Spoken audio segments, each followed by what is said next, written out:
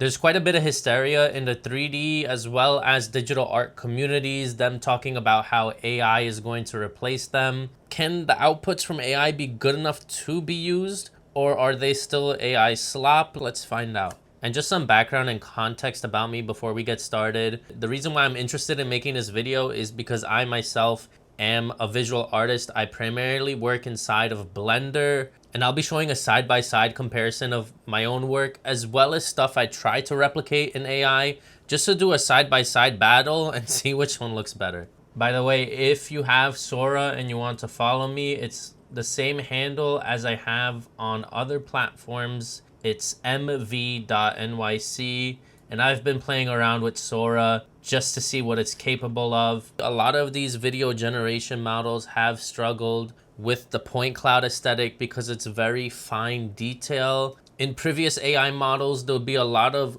morphing and artifacts where the points would kind of just morph into each other. But Sora 2, there's a lot less of that, I've noticed. So that's why I went into this deep dive and just seeing what Sora is capable of. When it comes to consistency, AI video isn't there yet, at least when it comes to Sora 2. I've done quite a bit of testing where I just copy and paste the same prompt, and each time it gives a completely different output. Here's a side-by-side of a Statue of Liberty point cloud animation that I made. On the right side, you have Blender. On the left side, you have AI generated. What I do have to give credit for with Sora is the volumetrics look a little bit nice. But in terms of the camera animation, it is a little bit awkward compared to my actual Blender animation. You don't have too much control over the camera animation, which is a bummer. You can see where the torch is as well, that not everything is rendered as points. For my aesthetic, I want everything to be a point cloud, and Sora doesn't quite pick up on that.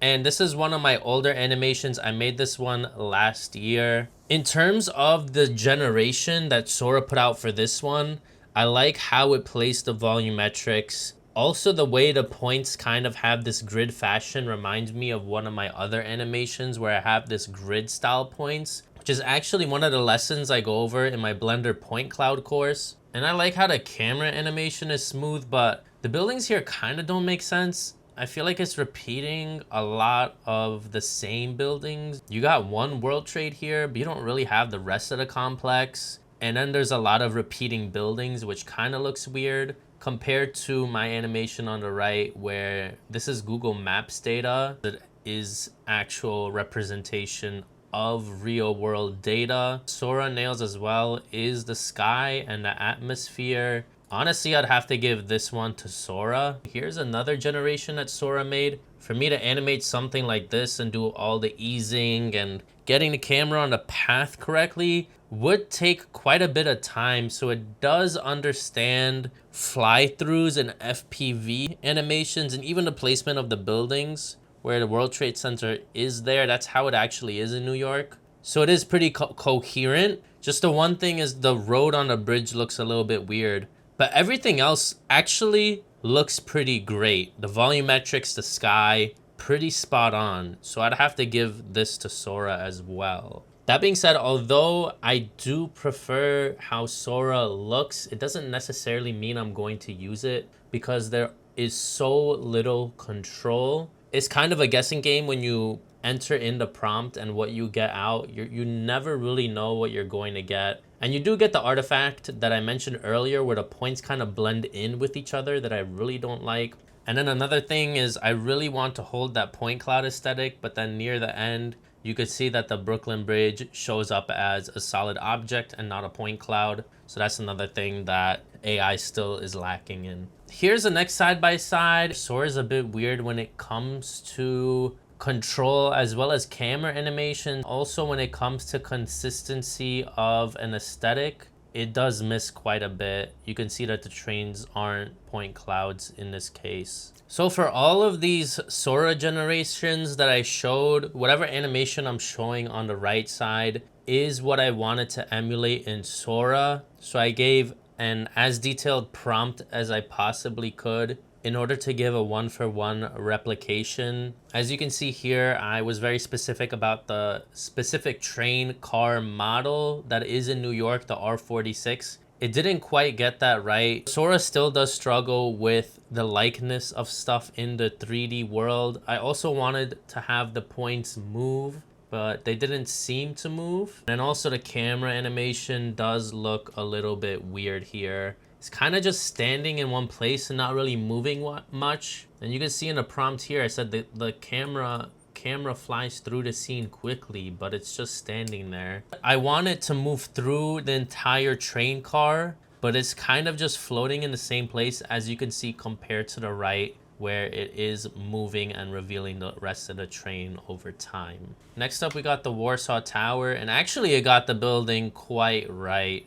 But you can see this Sora generation was also a miss, because I mentioned how the camera flies through the scene quickly, as well as a low orbiting shot, and it didn't quite nail either of those. I also mentioned how it is a night sky with shooting stars, and maybe we have a little bit of what looks like a shooting star. But you can see what I have on the right is just a night and day difference. Here's another generation that is proof that Sora 2 doesn't quite handle spatial recognition. I explicitly in the prompt mentioned 300 Ashland Place as well as 1 Hanson Place, which are real buildings in downtown Brooklyn. If I pause my point cloud animation that I made in 3D right here, it's this building on the left, which is 1 Hanson Place and 300 Ashland Place. And you could see Sora on the left. It kind of got a clock tower in there, and it got maybe the colors of Ashland Place here on the right. But aside from that, it's a complete miss in terms of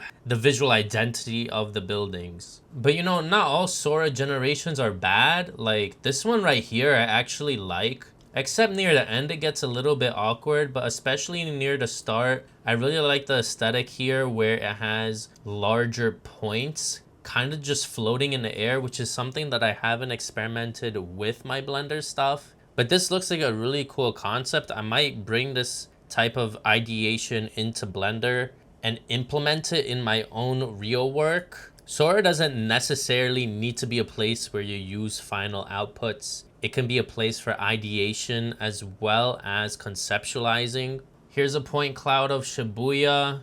It really doesn't look like Shibuya at all. This one is another really big miss. This one I have mixed feelings about. It's the Milan Galleria Vittorio, and it kind of does have the same aesthetic, but just the way the camera flies is a little bit awkward. And then here at the bottom, you have these points that kind of shrink at the start, which just kind of feels a little bit awkward. Right here, you can see how they shrink over time. Kind of just looks weird to me. Here's the last one I want to show. It's a point cloud fly through of the Tokyo Sky Tree. It does look a little bit girthy, the building, compared to the real life counterpart. The sky looks cool. And then also the fact that it has points floating in the air. And then on the bottom here, it has points that are of separate sizes. Looks great. But when the camera flies up, it looks a little bit strange because we do lose the point cloud aesthetic. So to wrap things up, Sora does handle texture, vibe recognition, lighting, and composition